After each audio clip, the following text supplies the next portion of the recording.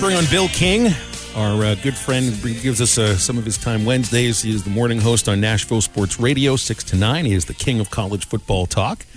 Bill, we had yesterday we spent, I wouldn't say it was 100% of the show, maybe about 75% of it on Jeff Banks and Pole Assassin and Gia the Monkey. We had a little fun with that. Because I need answers. Yeah, we need answers.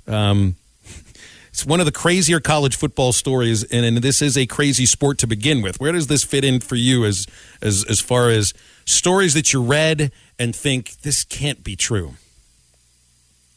Let me give you guys an irony.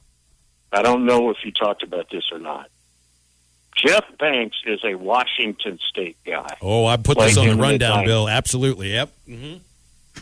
Mike Price was his coach, who is known most famously for the most expensive lap dance ever down in Pensacola at Artie's Angels.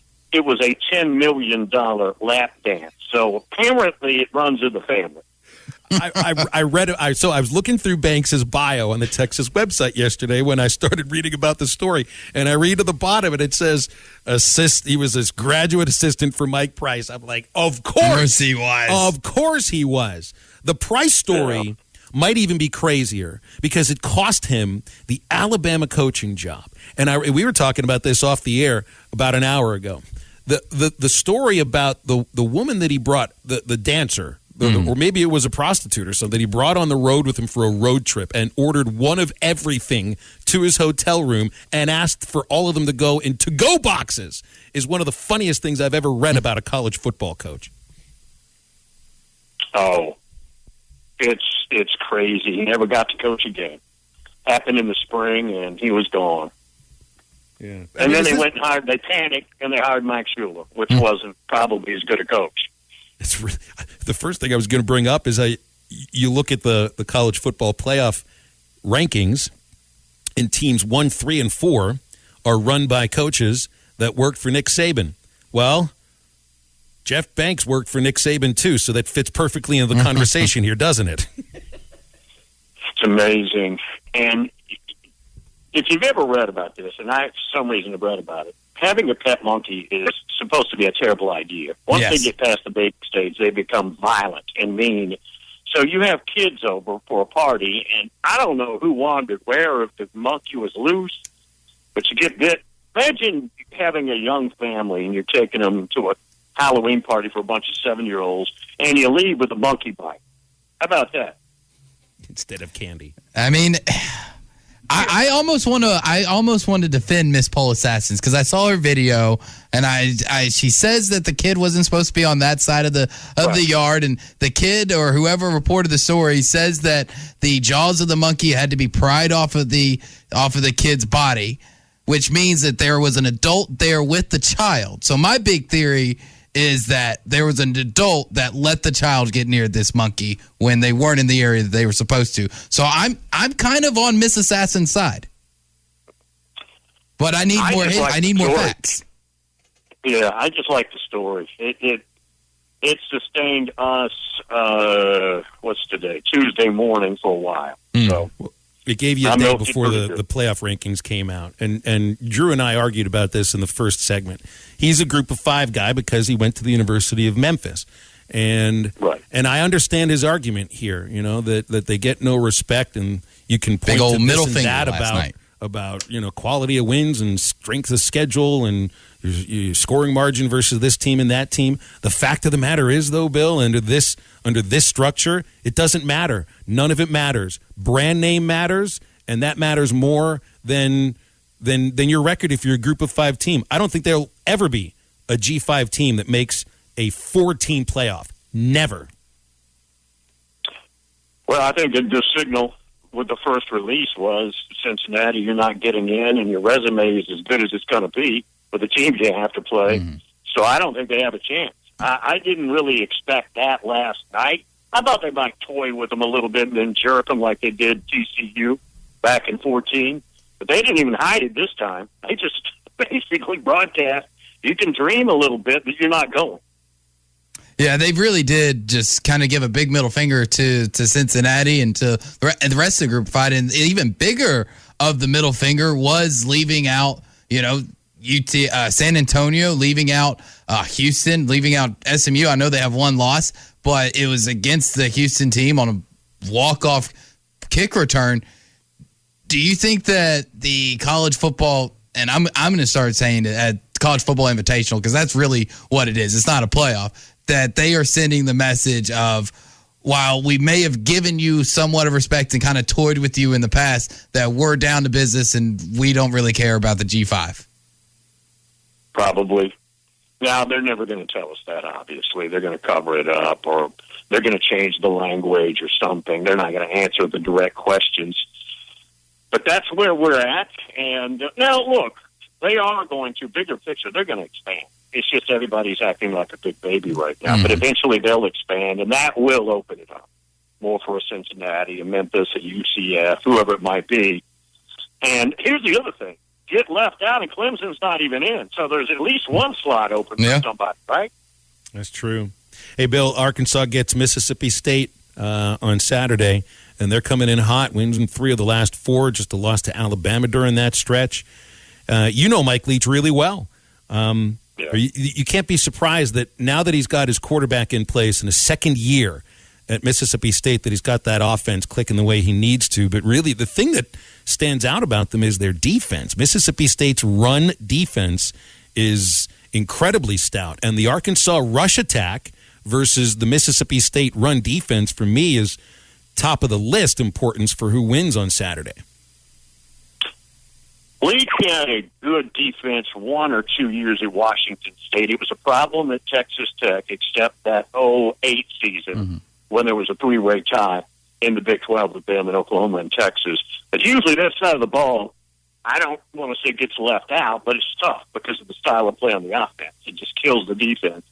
But, yeah, they're pretty stout at the point of attack. And Will Rogers, the quarterback, guys, speaking of brand recognition, doesn't have it like some of the guys we talk about, Matt Corral, Young, whoever it might be.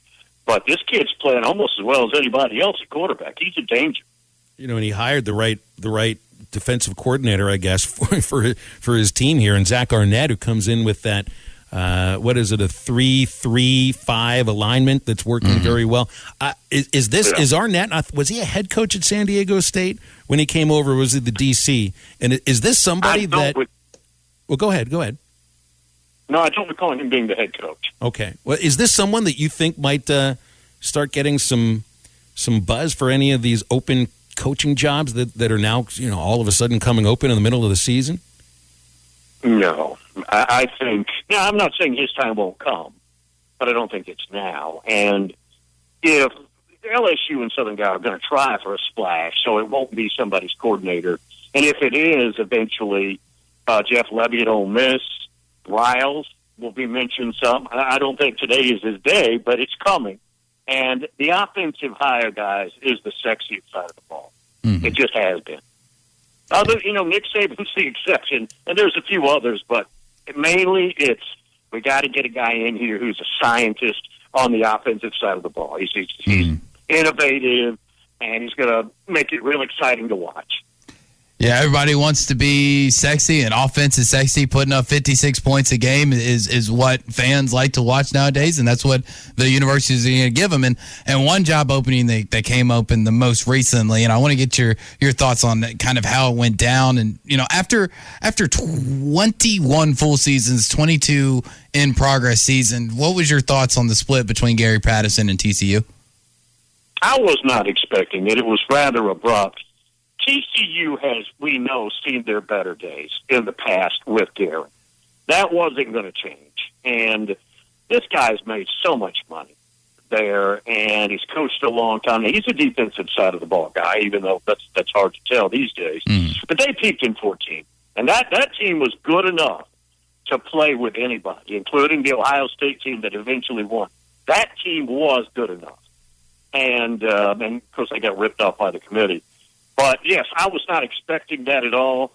And I think this is probably to get out in front of bidding for Sonny Dykes. It probably is. And he's going to have his choice of that or Texas Tech. And I think he can just sit back and let them bid for him, probably. Well, at least if he goes to Texas TCU, he doesn't have to move. Just goes from Dallas to Fort Worth. He is in the same metroplex, right? Not too far, probably 30 minutes or so, depending on the bad traffic. But yeah. I mean, he's going to make money, and I tell you what, it's going to be fun to watch. Really, no idea what LSU's going to do. Maybe Mel Tucker is moving farther up after that Michigan win. Oh, guys, Clay Helton goes from USC to apparently he's going to get the Georgia Southern job. How about that one? Yeah, that is. It's an interesting. That was an interesting news this morning. Interesting step down for certain, but you want a job? Go get yourself a job, and he got one. Got to start one. Los Angeles, Statesboro. Compare the two. I don't know if you could. Well, I don't think they have a lot in common. One's in southern Georgia, one's in southern California. Maybe that's the closest that we can get. Maybe they're near the same latitude. That's about it. Bill, we'll leave it there. Appreciate you, man. Thanks for hopping on with us today. Thank you. Thanks, Bill. Bill King, Nashville Sports Radio. Usually good to get him on Wednesdays. Halftime's brought to you by Williams Tractor in Fayetteville, Berryville, and Bobcat of Northwest Arkansas. Get out there and check out the new RF Series fixed chamber round balers from New Holland. They're simple, tough, and affordable and make it easy to create quality bales in a wide range of conditions. They're perfect choices for smaller livestock farms, sundowners, and rural lifestylers. Williams Tractor also helps you choose from 3 models, 1 for 4x4 bales, 2 for 4x5 bales. Make sure to ask about 0% financing offers or choose cash discounts. RF Series round balers, modern productivity, proven simplicity. Call or come by Williams Tractor in Fayetteville, Berryville, and Bobcat of Northwest Arkansas. 877-377-6963 to get with us. Last segment of Halftime is next.